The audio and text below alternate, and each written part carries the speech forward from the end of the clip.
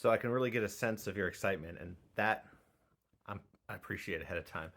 So, yeah, lots of questions. Now, there's only so much I can fit into a teaser trailer, 30 seconds long.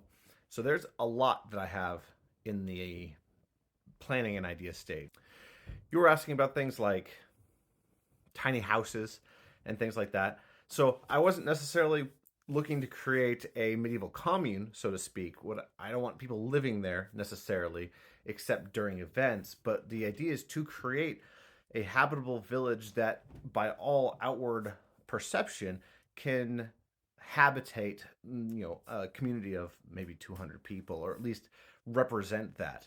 And these events that we do will definitely have things like market events, and we can have people using those houses in any way in which you would expect a medieval person to use. And in fact, we encourage and hope to be able to explore more about the way in which people actually interacted with their homes, because we will have homes there that we actually get to interact with. And I mean, really, I have a whole long list of videos that I'm planning on making about extrapolating on all of these concepts. But when you have an actual hearth, a medieval hearth, you can then practice not just field cooking, like we all get used to cooking over an open flame, but what is it like to cook over an actual fire inside a cottage style home, or even we'll have kitchens in the manor house. So how is cooking in that kitchen in the hearth fire with actual hearth stones going to be?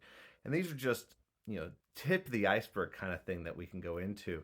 The type of events that we can do, the type of market and field days, the types of exploratory archaeology that we will have the opportunity to explore, because we're not competing with other events. This isn't something we squeeze in around visitor hours. This isn't something that we're going to have to wait for the off season of a Ren fair, and this isn't something that we're going to have to say, "Oh well, I mean, I know Joe, but we can't get in the way of his husbandry. Like, he's got livestock, and we can't mess with that. No, we can't build things, because you know that as soon as Joe's grandson inherits the land, he's going to subdivide it and sell it off to the micro developers. Like, this is something for us, and that we can do anything we need to really bring the living part of history out in a permanent, dedicated reenactment space. Oh, and I just noticed I didn't say where.